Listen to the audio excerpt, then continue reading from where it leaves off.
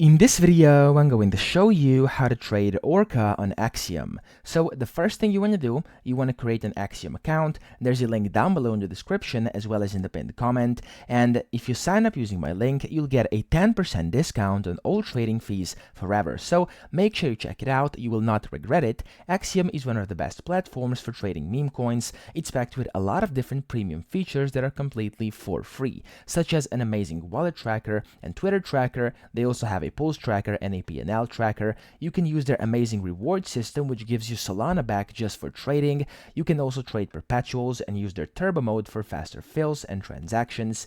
You can set your own presets down here and your buy and sell settings, as well as slippage, priority, and bribe fees. You can use RPCs, their amazing filters, etc. So there's going to be a lot of things on here. Make sure you check it out. You will not regret it. Link down below.